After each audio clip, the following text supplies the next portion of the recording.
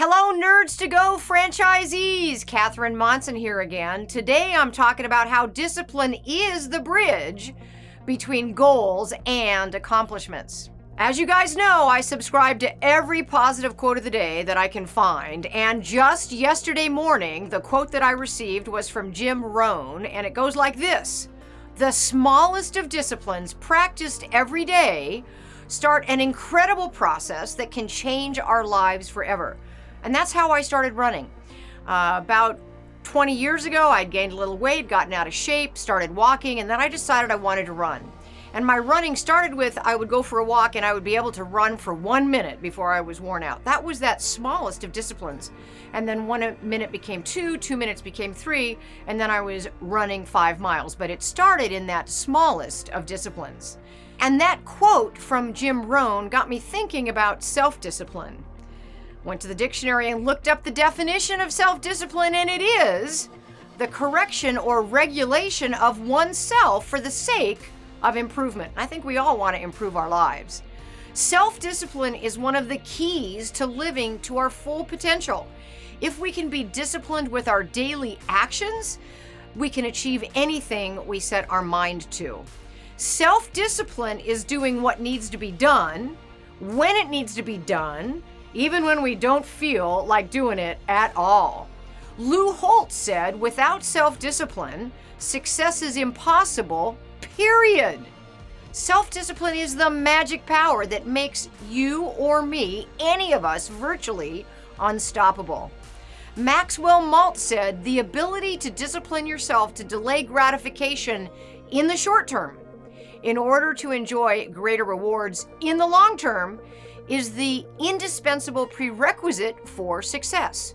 Because the reality is that the pain of self-discipline will never be as great as the pain of regret. A great way to develop self-discipline is to make a habit of doing the things you should be doing when you feel the laziest. Every time you feel really lazy, do the opposite of what you feel like doing. Plato said the first and best victory is to conquer self, because self-discipline creates a brighter tomorrow. So think about it. If you're a young person, you want to buy a house, that self-discipline of saving a little bit of money every day, rather than going with your friends to Vegas and blowing it on an expensive weekend, that little bit of self-discipline will help you build that nest egg to put down on your first house. Self-discipline really is like a muscle. The more you exercise it, the stronger it gets. Self-discipline is that mental state of commitment which gets you performing an activity regardless of whether you feel like doing it at all. Discipline is choosing between what you want now and what you want most. And what we'd really like to do is achieve our dreams and achieve what we want most, and that's the discipline by not doing what we'd prefer to do now. One of the great franchising greats, Jimmy John, the founder of Jimmy John's restaurants, the sandwich franchise, said, "If you do the things you need to do when you need to do them, then someday you can do the things you want to do when you want to do them." Spoken by a guy who understands self-discipline. Jimmy John started with one restaurant and built it up to thousands, and sold the business to Rourke Private Equity for $1 billion. Here's a guy who knows what he's talking about.